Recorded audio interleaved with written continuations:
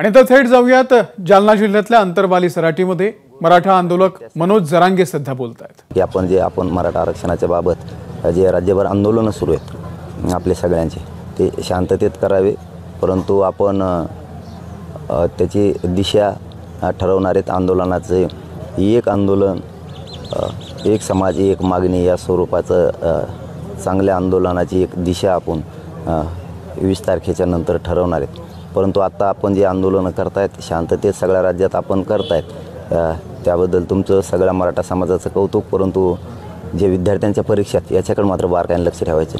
विद्यार्थ्यात कधी जात बघायची नसते किंवा धर्म बघायचा नसतो।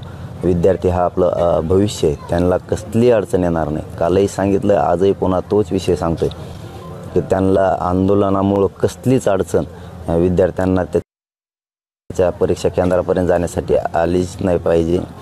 आपण स्वतः सगळ्यांनी पुढे होऊन मदत करायची। मराठ्यांचं आंदोलन सुरू असताना एकाही विद्यार्थ्यांना अडचण आली नाही, हा एक नवीन आदर्श मराठ्यांचा गेला पाहिजे। कारण आत्ता 5 महिन्यापासून आपलं आंदोलन सुरू आहे। आपला खूप आदर्श मोठा राज्यानं देशानं जगानं सुद्धा घेतलेला आहे की या मराठ्यांनी शांततेत आंदोलनं करून एक नवीन आदर्श दिला, पण नुसता आदर्शच दिला नाही तर त्यातून समाजाला न मिळणारं 5-5 पिढ्यापासून जे मिळत नव्हतं ते मिळून दिलं। असं आरक्षणाचा विषय असेल, मुलींच्या शिक्षणाचा असेल, जे काय अनेक झाले असतील ते हे एक आदर्श आहेत नवीन। तसेच त्यामुळं आपण विद्यार्थ्यांच्या परीक्षात त्यांचं वर्षाचं भविष्याचा विषय असल्यामुळं जरी आंदोलन सुरू असलं तरी पण त्या विद्यार्थ्यांना थोडीही भीती वाटली नाही पाहिजे। त्याला वाटलं पाहिजे मी त्या आंदोलनातून गेलो, येतानाही माझा पेपर देऊन आल्यावर त्याच आंदोलनातून आलो, मला कसलीच माझी गैरसोय झाली नाही पाहिजे। इतकी बारकाईनं समाजानं काळजी घ्यायची। याचबरोबर तिसरा विषय असा की 20 तारखेला सगळ्या सोयऱ्यांच्याबद्दलचा जो जी अधिसूचना काढल्या त्याबद्दलची अंमलबजावणी सरकारनं केलीच पाहिजे। यासाठी आपलं आंदोलन सुरू आहे। मराठ्यांना आरक्षण हे ओबीसीतून पाहिजे आणि ज्यांचे कुणबी प्रमाणपत्र मिळालेत आणि ज्यांचे मिळाले नाहीत त्या कुणबी प्रमाणपत्र त्या नोंदीच्या आधारावर ज्याची नोंद मिळाली नाही त्या मराठ्यांना कुणबी प्रमाणपत्र द्यायचे। याच्यासाठी सगळ्या सोयऱ्यांची अंमलबजावणी सरकारनं 20 तारखेला करावी आणि सरकार करल ही आपण मराठा समाज आशा बाळगू। जर 20 तारखेला त्यांनी सगळ्या सोयऱ्यांची अंमलबजावणी नाही केली, कारण जो मागासवर्ग आयोगानं अहवाल दिला त्याबद्दल तर कायदा पारित होणारच आहे, त्याबद्दल तर कौतुकच आहे। महाराष्ट्रभर मराठा समाज त्याचा आनंदही व्यक्त करणार आहे। ते 150 लोकांना लागतं आहे, त्यामुळं त्याचाही आनंद महाराष्ट्रातल्या गोरगरीब मराठ्यांनी त्या ज्या लोकांना पाहिजे होतं त्यांना मिळवून दिलं आहे, त्याबद्दल मराठा समाजही राज्यभर त्याचा आनंद व्यक्त करणार आहे, त्यात दुमत नाही। परंतु खरी लढाई मराठा आरक्षण हे ओबीसीतून मराठ्यांना पाहिजे आणि नोंदी न मिळालेल्या मराठ्यांसाठी सगळ्या सोयऱ्यांचं अध्यादेश काढलेला अधिसूचना काढली त्याची अंमलबजावणी 20 तारखेला झाली पाहिजे। याच्यासाठी हा 5-6 महिन्यापासूनचा संघर्ष आहे, त्याशिवाय आंदोलन थांबू शकत नाही।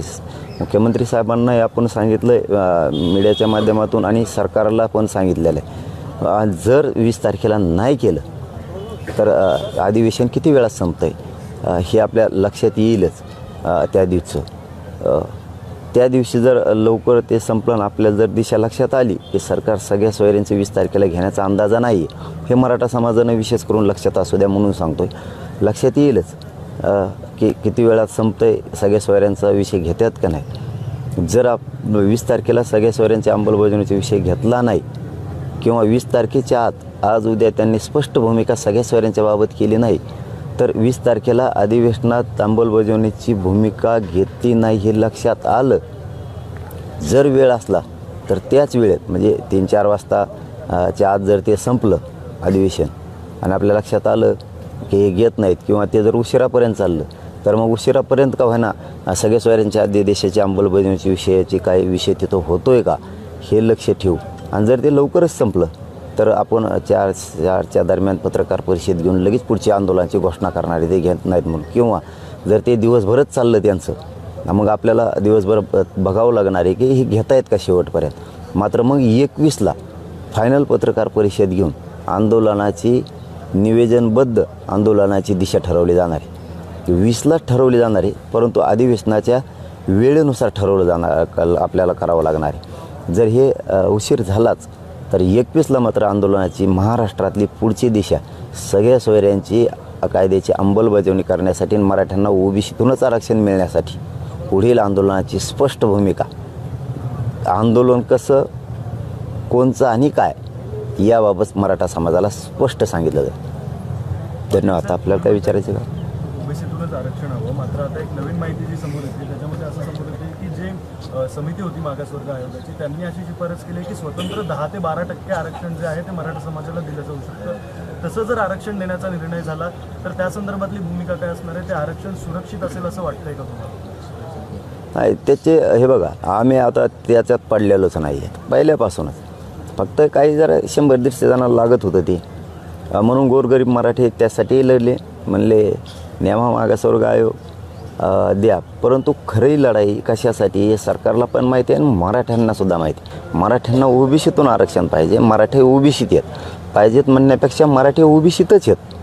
त्यांच्या कुणबी नोंदी सापडल्या, ज्यांच्या सापडल्या नाहीत त्यांच्यासाठी सरकारनं 2 नोव्हेंबरला आमच्याकडून 24 डिसेंबरपर्यंतचा वेळ घेतला होता. तुमच्या मागण्याप्रमाणे जर द्यायचं असलं आणि हे जे आता आम्ही 4 शब्द लिहून नेतो आहे तुमच्याकडून सगळ्या सोयऱ्यांचा त्याच्यामधलं एक, याची अंमलबजावणी करायची असली तर आम्हाला 2 महिन्याचा वेळ द्यावा लागणार आहे. आता 24 डिसेंबरला 2 महिने झाले त्यांचे पूर्ण. आता हे आज 18 फेब्रुवारी, ही मागणी ओबीसी आरक्षण मराठ्यांना पाहिजे आणि ज्यांच्या नोंदी मिळाल्या नाहीत त्यांना सगळ्या सोयऱ्याच्या माध्यमातून त्याच नोंदीच्या आधारावरती आरक्षण दिलं जाणार आहे. याच्यासाठी हा संघर्ष. ते दिलं आहे त्याचं कौतुक आहे, ते 100-150 जणांना लागतं आहे, त्याचं कौतुकच आहे. ते महाराष्ट्रभर मराठी आनंदही व्यक्त करणार, त्याबद्दल दुमत नाही. परंतु याचा अर्थ असा नाही की सगळ्या सोयऱ्यांची तुम्ही अंमलबजावणी करणार नाहीत किंवा आम्ही थांबूत. हे तुमचा गैरसमज तुम्ही काढून टाका. सगळ्या सोयऱ्यांची अंमलबजावणी झाल्याशिवाय त्या अधिसूचनेची हे आंदोलन थांबू शकत नाही आणि पुढची दिशा 21ला आम्ही ठरवणार आहेत. मग परंतु ते आरक्षण सुरक्षित असेल असं वाटतंय का? काय झालं आहे आता, नाही बोलायला पाहिजे पण नाविलाज आहे. ह्या 100-150साठी पुन्हा आमच्या मराठ्यांच्या पोराचं वाटोळंच होतं आहे. कारण असं मागचा अनुभव आहे लेकरांना आमच्या मराठ्यांच्या, तेच बोलून दाखवतात आम्हाला, दादा ते दिलं आहे, देतील 20 तारखेला 10% देतील, नाही तर ते 50% देतील, त्याच्यात काहीच विषय नाही आहे. पण ते पुन्हा नाही टिकलं तर आमचं मागं जे ECBCनं दिलं होतं सुप्रीम कोर्टानं, मान्य सुप्रीम कोर्टानं ते रद्द केलं होतं, तशीच जर आमच्यावर पुन्हा वेळ आली तर आमचे मागचे 4 वर्ष वायाला गेलं आमचं करिअर. पुन्हा आता नवीन पोरं ते आरक्षण घेणार, पुन्हा ते जर उडालं तर पुन्हा आम्हाला आमच्या निवडी होऊन नियुक्त्यासाठी आम्हाला आयुष्यभर लढायला लागेल. आता जे ECBCतून निवडी झालेले विद्यार्थी आहेत हे 3-4 वर्ष झालं लढतात, आमच्या निवड झाल्यात आम्हाला नियुक्त्या द्या. त्यांचं लढण्यात आणि शिकण्यातच आयुष्य गेलं त्या मराठ्यांच्या पोराचं ह्याच आता ह्या दिलेल्या आरक्षणामुळं. कारण ते रद्द होईल का राहील का भीतीपोटी. पुन्हा जर तसं झालं तर असा मराठ्यांच्या पोरांचा प्रश्न आहे. तसंच जर झालं तर आम्ही ते आरक्षण घेणार, शिक्षण त्याच्यातून करणार, आमची निवड होणार आणि नियुक्त्याच्या टायमाला आम्हाला आंदोलनं करायला लागणार, म्हणजे आमचं पुन्हा आयुष्य बरबाद झालं. पण आता हे 2-4 जणांची मागणी आहे, पण 100-150 लागतं आहे. ते त्यांच्यासाठी मराठ्यांच्या लेकराचं पुन्हा वाटलं होणं आहे. परंतु गोरगरीब मराठ्यांचा कसा स्वभाव आहे, मिळू द्या सगळ्याला, त्यांना ते पाहिजे ना बनवा ते बी. पण आमचं मूळ म्हणणं आहे मराठ्यांचं, 6 करोड मराठ्यांचं, की ओबीसीतून आरक्षण पाहिजे आणि ज्याच्या नोंदी सापडल्या नाही त्याच्यासाठी सगळ्या सोयऱ्यांची अंमलबजावणी पाहिजे. या भूमिकेवर आम्ही मराठा ठाम आहेत. त्यांनी उद्या 20 तारखेला जरी ते आरक्षण दिलं तर ही मराठ्यांना ओबीसीतून आरक्षण घेण्यासाठी हे आंदोलन सुरू राहणार आहे. कोणत्या प्रवर्गातून देणार हा सुद्धा एक प्रश्न आहे.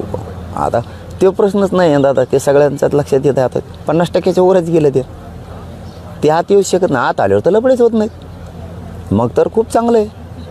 50%चं आता आरक्षण, 50%चं आता आरक्षण येऊ शकत नाही. ते पहिलेच 62 झालं आहे, आता हे किती देतात आणखीन माहीत नाही. त्याची वर्गवारी कशी केली त्यांनी मराठा समाजाची, त्यामुळे ते 50%च्या वरच जाणार आहे. पहिलेच 62 आहे, हे किती टक्के देतात ते 50%च्या वर गेलंच. परत ती चॅलेंजचा विषय आलाच. परत मराठ्यांना पुन्हा पोरांना लेकराला आमच्या आहेत पुन्हा तेच पाडे मोजायचे. आरक्षण घ्यायचं, शिकायचं, नोकरीला म्हणजे निवड झाली, नोकरी लागायच्या टायमाला त्याने आंदोलन करायचं, मग नियुक्ती द्या म्हणून. कारण ती अनुभव आहे पोरांसमोर उभ्या, महाराष्ट्र बघतोय देव.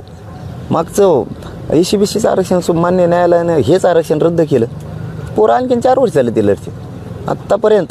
आज ही लढतात, आत्ताही आजच पायदलला पोरं आहेत. काय अर्थ आहे? अर्थहीन गोष्ट थोपवण्याच्या. आता काय असतं, त्या 5-7 जणाला ते थोपवायचं आहे मराठ्यावर आणि ते 100-150 जणाला घ्यायचं. पण आता ते त्याला नाविलाज आमचं दिलंय ते घ्या आता नाविलाज शेवटी काय मोठ्याल्या घराण्याचं ऐकायला लागतं दादा. सरकार बळी पडतं असं नाही म्हणता येणार. मोठ्याल्या घराण्याचं ऐकायला लागतं असं आहे. गोरगरिबाला 5-5 महिने लढायला लागतं. मोठ्याल्या घराण्याला सहज बोललं तरी मिळतं आहे काही बी. ही आणखीन दरीच आहे. पण सामान्य मराठी उलट त्यांच्यासाठी लढले. घ्या तुम्हाला ते घ्यायचं तर, पण आमची लढाई आमच्यासाठी सुरूच आहे. हो हे सत्य शब्द आहे. आमची लढाई आमच्यासाठी सुरूच आहे. गरजवंत मराठ्यांची गोरगरिबांसाठी लढाई आमची सुरूच आहे. आम्हाला कुणबी प्रमाणपत्र ज्या नोंदी मिळाल्या ते पाहिजेत आणि ज्यांच्या नोंदी मिळाल्या नाहीत त्यांना त्यांच्या आधारावर त्या नोंदीच्या आधारावर सगळ्या सोयऱ्यांची अंमलबजावणी पाहिजे. आणि हे सरकारनं कबूल केलेलं आहे. हे सरकारवर आम्ही त्या 2-4 जणांसारखं थोपीत नाही आहेत. हे सरकारनं कबूल केलेलं आहे. सगळ्या सोयऱ्यांची अंमलबजावणी करण्यासाठी आम्हाला 2 महिन्याचा वेळ द्या. 24 डिसेंबरला 2 महिन्याचा वेळ झाला. आज 18 फेब्रुवारी. त्याच्यामुळं हे काम 3.5 महिन्यापासून सुरू आहे त्यांचं सगळ्या सोयऱ्यावर. जरी आता अधिसूचना काढली असेल त्याच्यावर हरकती मागितल्या असल्या तर ही आत्ताचा विषय, पण प्रक्रिया ही 3.5 महिन्यापासून सुरू आहे त्याच्यामुळं आमचा गोरगरीब करोडो मराठ्यांचा विषय ज्यांच्या नोंदी नाहीत त्यांच्यासाठी सगळ्या सोयऱ्यांच्या माध्यमातून सगळ्या सोयऱ्यांचा कायदा बनवून त्याची अंमलबजावणी करणे आणि लढाई त्याच्यासाठी सुरू आहे. जर तुम्ही ते 20 तारखेला दिलं नाही तर आम्ही 20लाच एखाद्या वेळी डिसिजन घेऊ. पण जर त्या अधिवेशनाला वेळ असला पुढं रात्री बोलतेत का बाबा रात्रीतून का व्हायना, आम्ही गोरगरीब आशावादी येतो बाबा. काय सांगावं, आम्हाला लढूनच मिळायला लागतं. आम्हाला कष्टकऱ्यांना गोरगरीब मराठ्यांना आम्हाला लढूनच मिळावं लागणार. अशा ठेवावं लागेल. आता बोलते 1 घंट्याने बोलते 15 मिनिटांनी बोलते. एखादा साहेब आपल्या बाजून ठेवले साहेब करून ठेवलेत ना. आम्ही काय सांगावं तुम्हाला, आम्ही प्रत्येक मतदारसंघात 10-10 साहेब करून ठेवलेत प्रत्येक तालुक्यात. लय अवघड आहे आमचा खेळ. साहेब बोलून का एखादा त्याची वाट बघून जर झालं 20पर्यंत तर ठीक, पण जर 20च्या आत ते नाही केलं तर 21ला आमचं आंदोलन जाहीर झालं म्हणून समजायचं सगळ्या सोयऱ्यांची अंमलबजावणी करण्यासाठी. दादा आज 9वा दिवस आहे. 9व्या दिवशी सुद्धा राज्य सरकारनं कुठल्याही म्हणजे त्यांच्या शिष्टमंडळानं तुमची चर्चा केली नाही, जशी मागच्या वेळेला करत होते. यावेळेला काही चर्चा वगैरे होताना दिसत नाही. गरीब मराठ्याचं आंदोलन आहे भाऊ हे. इथं श्रीमंताच्या दखली घेतल्या जात्यात. 4-5 जण बोलले त्याच्यावर आरक्षण ठरते, त्याच्यावर दिशा ठरती. 150 लोकांवर सगळं ठरते. सामान्याला आम्हाला लढत लागणार आहे. पण सामान्य 150चा तांगा कुठं जाईल, चाकं नाही सापडणार त्यांच्या तांग्याची. जरांगे पाटलांना आमचा पहिल्यापासून पाठिंबा आहे, मात्र त्यांनी राजकीय स्टेटमेंट टाळावे असं पद्धतीचं नितेश राणेंनी केले. नाही ते संपला विषय माझा त्या दिवशी. हो ते विषय मी ताबडतोब सोडून दिला. आपण ऐकायच्या बी काही मर्यादा असतात. ऐकायचं तोवर ऐकलं, शेवटचं सांगितलं, आता बोलले की भाऊ.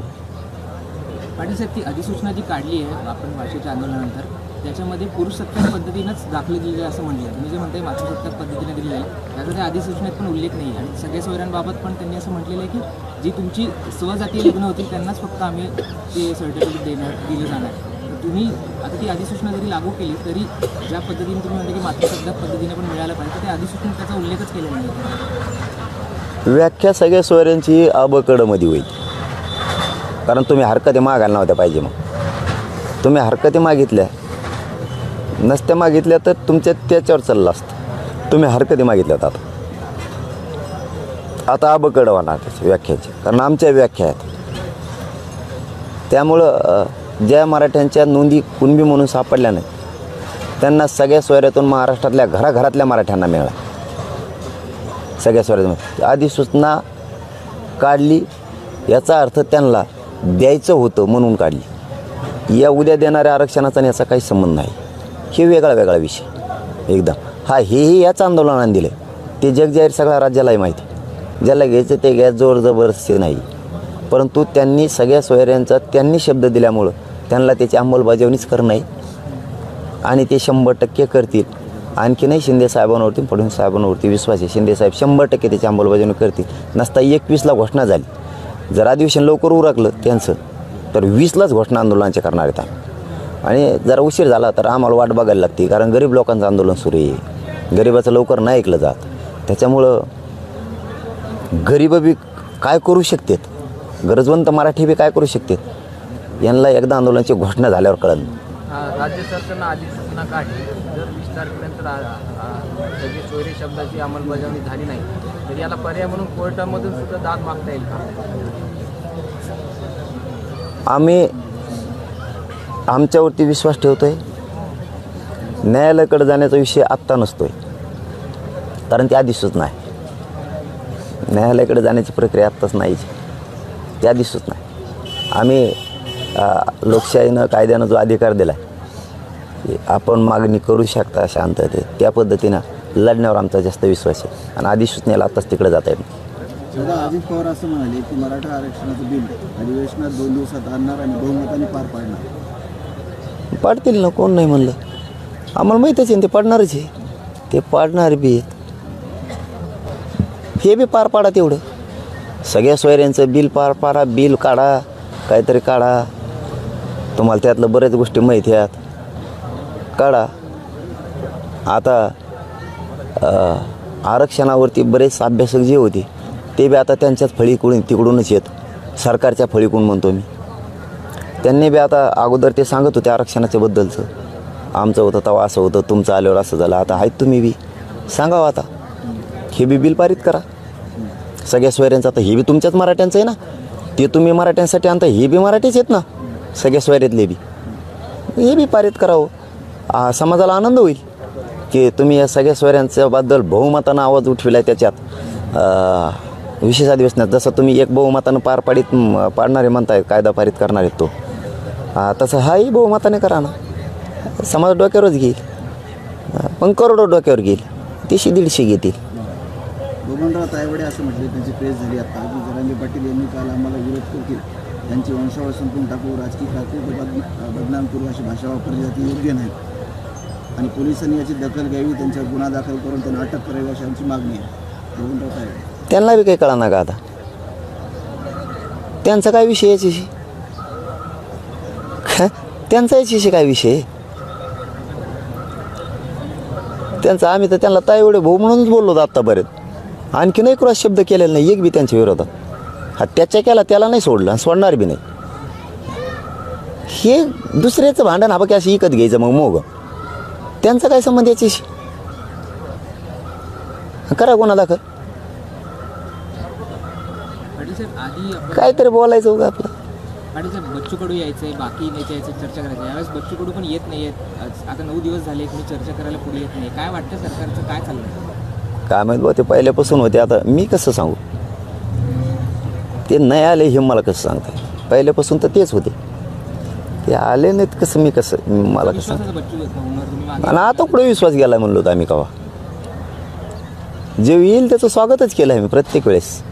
आम्ही कुठं आता म्हणतो त्यांचा विश्वास गेला. आता ते का नाही आले ह्या प्रश्नाचं उत्तर फक्त माझ्याकडं नाही. तुम्ही चर्चेला आले तर तुम्ही बोलू इच्छिता का चर्चेची दारं खुली आहेत आता? कुणी आलं तर सगळं मोकळंच आहे. मी म्हणतो कड्यात मोड्यात आमच्या दाराच्या उघड्याला बंदाला काय, कड्यात नाही राहिल्यात. कुणी आलं तरी बोलत होतो आम्ही. चलो धन्यवाद. देवेंद्र फडणवीस म्हणतात की 67च्या नोंदी असलेल्या अगोदरच्या त्यांनाच 9 आरक्षणाचा लाभ, याचा अर्थ कसा हे करतात? कोणच्या आरक्षण? नवीन जे आता ते आयोग नेमून जे आपण आरक्षण देणार आहोत त्यांनाच याचा लाभ होईल, त्यांच्या नोंदी नाही आहेत समजा त्यांच्या. ह्या वाक्याचा तुम्हाला काय अर्थ जाणवतो? का म्हणतो? आपण त्याच दिवशी सांगितलं ना मग. शिंदेसाहेब म्हणले ज्यांच्या नोंदी मिळाल्यात त्यांना कोणी प्रमाणपत्र दिले जाणार आहेत, आणि ज्यांचे मिळाले नाहीत त्यांच्यासाठी आरक्षण आहे. आपण त्याच दिवशी फेटाळा दिवशी. आणि अधिसूचना कशासाठी काढली? सगळ्या सोयऱ्यांसाठीच ना. फडणवीस साहेबांना माझी खरोखरची विनंती आहे, हे बघा वैचारिक मतभेद ही वेगळा भाग, परंतु सरकार आहे शेवटी, सरकारला जनतेला भांडावंच लागणार आहे, त्याच्याशिवाय जनतेला मिळणार नाही. त्यांनी सगळ्या सोयऱ्यांचं, कारण त्यांचेसुद्धा 2 मंत्री होते आणि त्यांचे 1 मंत्री तर 5 महिन्यापासून याच्यातच आहेत. म्हणजे जी रिअल आहे त्या टोकाला जायचं ठरलं तर आमच्याकडे सुद्धा पुरावे आहेत. जायचं ठरलं आलीच तशी वेळ तर मग त्याला नाविलाज आहे. सगळ्या सोयऱ्या ज्याच्या कुणबी नोंदी मिळाल्या नाहीत, म्हणजे विशेष करून फडणवीस साहेबांना सांगतोय की ज्यांच्या नोंदी मिळाल्या नाहीत कुणबी, त्यांच्यासाठी सगळ्या सोयऱ्यांची अधिसूचना काढून कायदा आणू, त्याची अंमलबजावणी करू. हे त्यांचे शब्द आहेत. त्यांचेसुद्धा त्याच्यात 2 मंत्री आहेत. तिघांनी 2-2 पाठिले होते, तिघाचे 2-2 अभ्यासक होते, तिघाचा 2-2 आमदार होते, एक्स्ट्रा पाठिलेले स्टेपने बरेच असे होते भाऊ गाबा, इथं बसायला जागा नव्हती प्रत्येकाची, त्यांच्या समोर सगळ्या सोयऱ्यांचा ठरलेलं आहे. त्याच्यामुळं तुमचा जर तो गैरसमज असेल की कुणबी नोंदी मिळाल्या त्यांना कुणबीचं प्रमाणपत्र देऊन ज्यांच्या मिळाले नाहीत त्यांसाठी हा कायदा आहे, तर ते गैरसमज काढून टाका. आजपासून सगळ्या सोयऱ्यांची अंमलबजावणी तुम्हाला करावी लागणार आहे, कारण ज्याच्या नोंदी मिळाल्या नाहीत त्या मराठ्यांसाठी तो कायदा आहे. महाराष्ट्रातल्या घराघरातल्या मराठ्यांना त्या सगळ्या सोयऱ्याचा फायदा होणार आहे आणि ओबीसी बांधवांना सुद्धा त्याचा फायदा होणार आहे. त्याच्यामुळं तुम्हाला त्याची अंमलबजावणी करायला लागणार आहे. तुम्ही म्हणताल ज्याच्या नोंदी नाही त्यांसाठी हे आरक्षण आहे मराठ्यांसाठी, ही तुमचा गैरसमज आहे, तो तुम्ही काढून टाका. कारण आंदोलन आहे 5 महिन्यापासून मराठ्यांना ओबीसीतून आरक्षण पाहिजे, कारण मराठी ओबीसीत आहेत, त्याच्यासाठी लढाई. तो गैरसमज काढून टाका आणि अंमलबजावणी सगळ्या सोयऱ्यांची करा. उद्या मराठा तुम्हाला डोक्यावर घेऊन नाचायला सुरुवात केली म्हणून समजा, हा मराठ्यांचा शब्द आहे. पण रोष मात्र अंगावर घेऊ नका, कारण अधिसूचना तुम्ही काढलेली. चलो, धन्यवाद. तर 20 तारखेनंतर आपण पुढच्या आंदोलनाची दिशा ठरवणार आहोत, असं मनोज जरांगे यांनी म्हटलेलं आहे. एबीपी माझा, उघडा डोळे बघा नीट.